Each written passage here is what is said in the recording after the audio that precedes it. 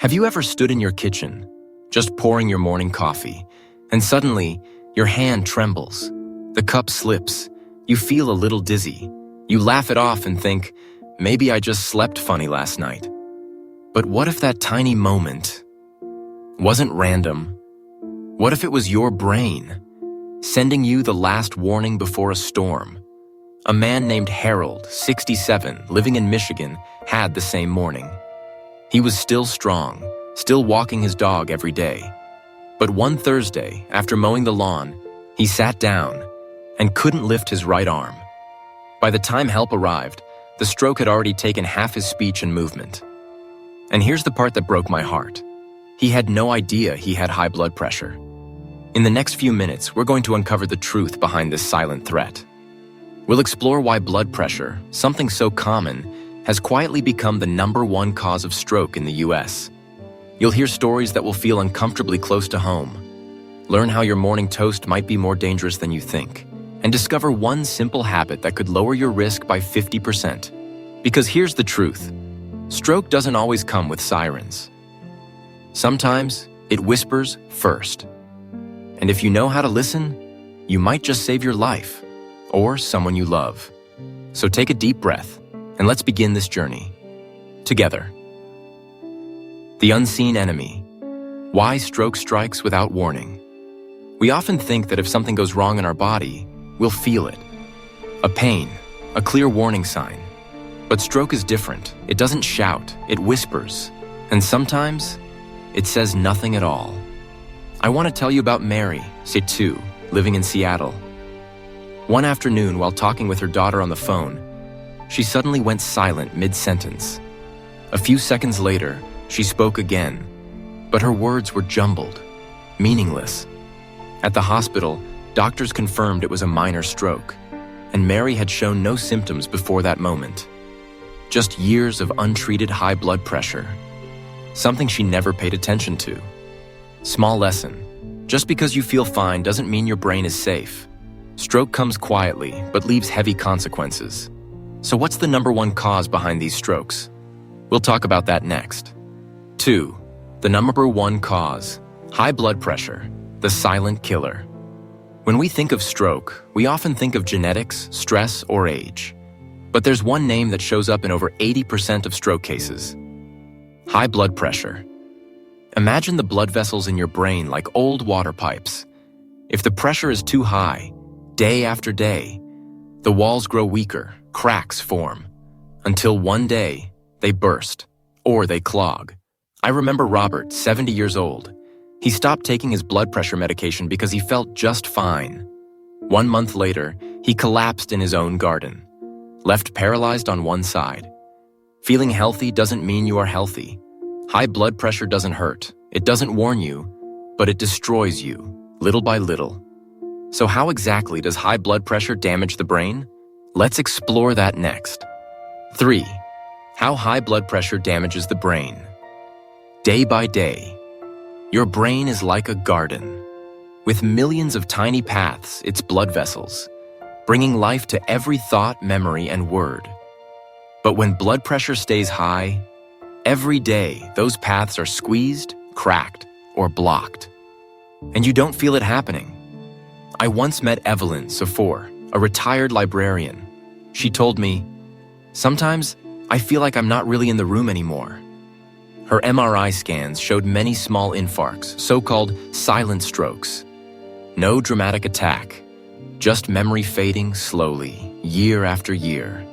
You don't need one major stroke to lose memory, sharpness, or speech. High blood pressure eats away at your brain quietly, day by day, and when it finally strikes loudly, you'll wish you had acted sooner. So let's listen to real people who've been through it. 4. Real stories. Real lessons. Helen, 68, was watering her flowers when her left arm suddenly refused to move. She tried to shout for help, but her words came out garbled. A stroke had struck, and she never even knew she had high blood pressure. Carlos, 60, once a truck driver. He stopped taking his blood pressure meds because he was too busy. One morning, while brushing his teeth, his right arm wouldn't lift. Luckily, he got to the ER in time. Today, he walks every morning, eats with less salt, and never skips his medication. Don't wait until your body screams. Listen while it whispers. Small lesson. Stroke survivors are the ones who act fast, recognize early, respond quickly, call for help. So what are those early signs? What should you pay attention to before it's too late? 8. The most dangerous mistakes people make. It's strange, isn't it? We take our cars for regular oil changes. We charge our phones before they hit 10%. But when it comes to the most powerful organ in our body, our brain, we often wait until something breaks. And when it comes to managing blood pressure, there are a few mistakes that are far more common and far more dangerous than most people realize. Let me start with Paul. He's 66, a retired mechanic from Nevada, diagnosed with high blood pressure at 59. His doctor gave him medication. Paul took it, at first. Then he started to feel better. No more dizziness, no headaches. And like many others, he thought, maybe I don't need these pills anymore. So he stopped, quietly, without telling anyone. 3 months later, he had a stroke while grocery shopping. Collapsed in aisle 5. His left leg never fully recovered. So what are the most dangerous mistakes people make with high blood pressure? I feel fine, so I must be fine. High blood pressure has no obvious symptoms until it's too late. Feeling good doesn't mean your blood vessels are safe. Stopping medication without guidance. Many people quit once their numbers improve, but in reality, it's the meds that helped improve them. Stopping is like putting out a fire, then throwing the hose away. Taking pills only when it feels high. Blood pressure needs to be managed consistently, not reactively. It's not a fever you chase, it's a condition you control. Only checking blood pressure at the doctor's office. Your readings at home, when you're calm, matter even more. 1 high reading in a clinic might be stress, but 10 high readings at home? That's a pattern. Trusting natural remedies without checking results. Herbs, teas, and lifestyle changes can help, but if they don't actually lower your numbers, they're giving you a false sense of security. Here's the truth many don't want to admit. High blood pressure is manageable. It doesn't require perfection, just consistency. And most people don't need to choose between pills and lifestyle. Often, it's the combination, a little medication, a little mindfulness. That works best. The quiet lesson here is this: don't wait to feel sick to start acting healthy. The people who protect their brain and heart are the ones who stay ahead of the danger. Not the ones who wait for a warning sign. But now that we've covered the risks and the mistakes, let's talk about solutions. What can you actually do today, this week, this month, to take control of your blood pressure naturally, gently, and powerfully? That's what we'll walk through in the next part.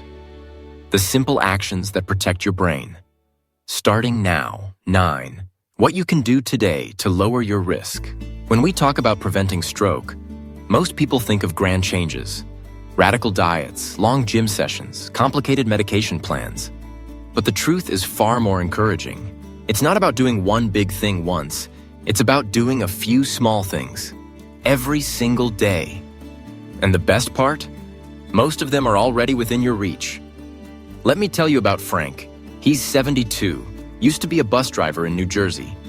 After his brother suffered a stroke at age 68, Frank decided, I don't want that to be me. But he didn't join a fancy fitness program. He didn't move to the mountains or buy expensive supplements. He started small. He drank a glass of water before every meal. He added 1 banana a day. He walked 20 minutes every morning, just around the block. He learned to read sodium labels at the grocery store, and he practiced deep breathing for 5 minutes before bed. 6 months later, his blood pressure dropped from 148/92 to 122/78. No new medications, no extreme routines. Just small, intentional changes, done consistently. So what can you do, starting today? Here's a short list that makes a big difference. 1. Eat smarter, not stricter. Cut back on salt. Aim for less than 1,500 milliliters a day. Add potassium-rich foods like bananas, spinach, sweet potatoes, and beans. Choose whole foods over packaged ones. 2. Move gently but daily. A 20 to 30-minute brisk walk is enough to improve blood flow and reduce pressure. Even gardening, dancing, or walking your dog counts. 3. Stay hydrated. Dehydration thickens the blood and can increase pressure. Start your day with a glass of water before coffee. 4. Breathe better. Try deep breathing or simple meditation for 5 minutes each day. It calms your nervous system and lowers cortisol, the stress hormone. 5.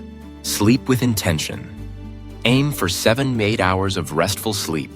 Turn off screens 30 minutes before bed. Keep a routine. Your body loves rhythm. 6.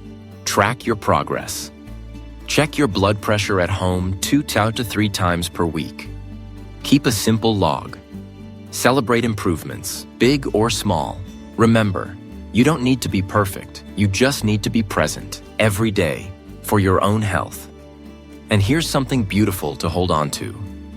Every healthy choice you make today sends a quiet message to your brain, your heart, and your future. That message is, I'm not giving up on you. So now that you know what to do and how small habits can change big outcomes, there's just one more piece left to this journey, a final reflection. A truth many stroke survivors come to realize, often after the damage is done. Let's talk about that now. In our last chapter together, your brain is listening every day. 10. Final message. Your brain is listening every day. There's something remarkable about the human brain. It never stops working. It never stops adapting. Even when we're asleep, it's rewiring, repairing, and remembering. And here's the most hopeful truth of all. Your brain is listening every single day to the food you eat, to the movement you choose, to the way you rest, breathe, and love. It listens and it responds. Let me tell you about James. He's 75, used to be a history teacher. After his minor stroke at age 70, the doctors warned him he might decline slowly over the next decade. But James had other plans. He started walking every morning, just 15 minutes at first. He swapped processed snacks for apples and almonds. He wrote letters to his grandchildren every Sunday to keep his mind sharp. And every night, he'd sit in the same chair by the window, breathe deeply, and whisper to himself, I'm still here. 5 years later, his scans show minimal progression of brain damage. He still drives, still reads, still remembers every birthday. And when I asked him how he did it, he smiled and said, I talked to my brain like it was a friend I didn't want to lose. I told it every day, I'm taking care of you now. And somehow, it listened. So here's the final message I want to leave with you. You don't need to fear your brain betraying you. You just need to be its partner. It's listening when you wake up and choose fruit over sugar. It's listening when you go for that walk instead of another episode.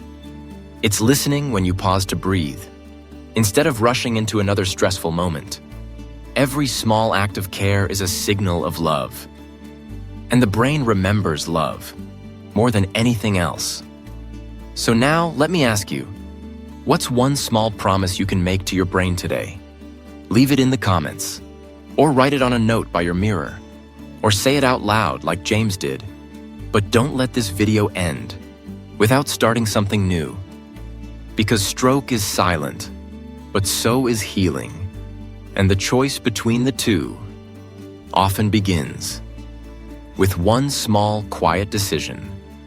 If this video moved you, share it with someone you love. You never know whose life you might protect. And if you haven't already, subscribe for more science-backed stories that care for your brain, your heart, and your future.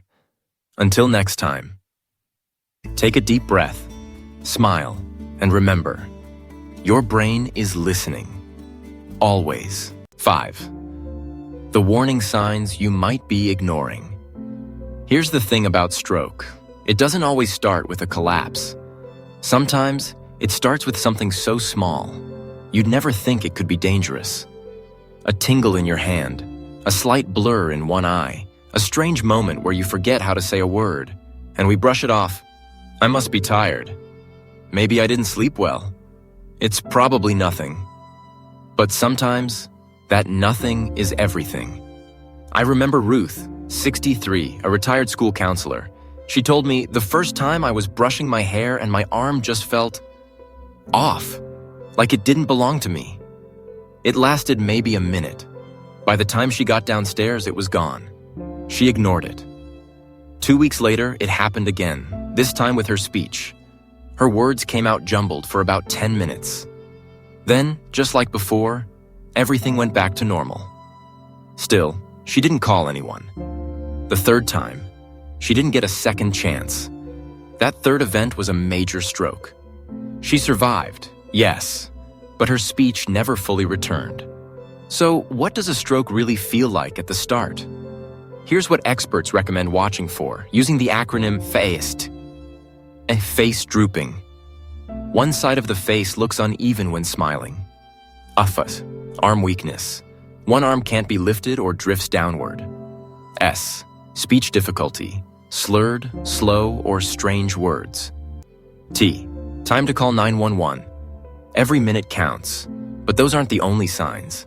Other subtle symptoms include sudden confusion or memory gaps, loss of vision in one eye, dizziness, trouble walking, or balance problems, a sudden severe headache with no known cause. The key word here is sudden. If something changes without explanation, and especially if it affects your face, arm, or speech, act immediately. You'd rather be safe than sorry. So, what's the lesson? Never talk yourself out of checking. Stroke doesn't always scream. Sometimes it whispers and waits to see if you're listening. And here's something else most people don't realize. Your blood pressure could already be in the danger zone, even if you feel fine. So let's pause and look at the numbers. What do your blood pressure readings really mean? And when should you start to worry? That's exactly what we'll explore next. 6. The danger zone. What blood pressure numbers really mean blood pressure? It's just 2 numbers, right? Maybe you've heard them at your last checkup. Your BP is 130/85, pretty good, the nurse might say. And you nod, smile, and move on with your day. But here's the thing most people don't realize. Those numbers are not just numbers. They're a window into the future of your brain, your heart, and your life. Let me explain it in simple terms. Blood pressure is the force of blood pushing against the walls of your arteries. It's written as 2 numbers. Systolic, the top number, pressure when your heart beats. Diastolic, the bottom number, pressure when your heart rests between beats. Now here's what those numbers actually mean. Category systolic or diastolic. Normal below 120 psi, below 80, elevated 120, 129, below 80 D. Hypertension stage 1, 130 and 139, 80 past 89, hypertension stage 2, 40 plus, 90 plus, hypertensive crisis 180 plus, 120 plus, call 911.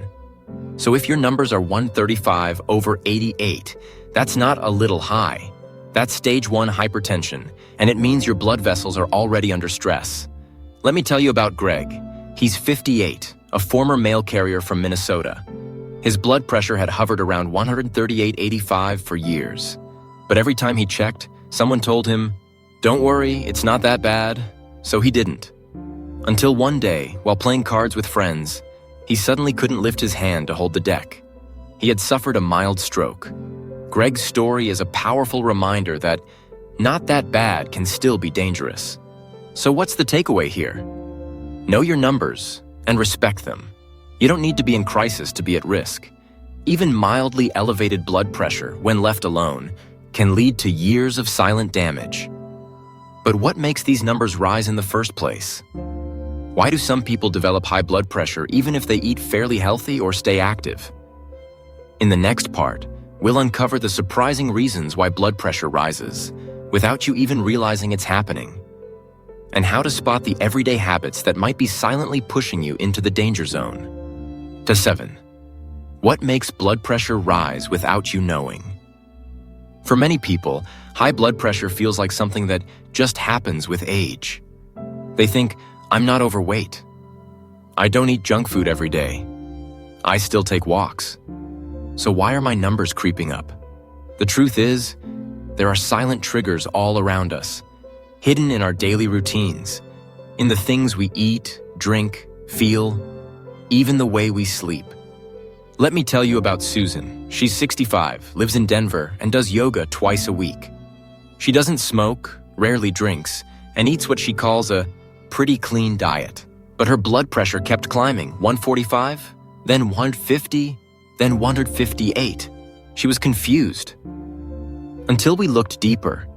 Every day, Susan drank 3 cups of strong black coffee before 9 a.m. She snacked on low-fat frozen meals that were loaded with sodium. And she stayed up late scrolling her phone, averaging less than some hours of sleep a night. She didn't think any of those things mattered. But together, they were slowly nudging her blood pressure higher and higher.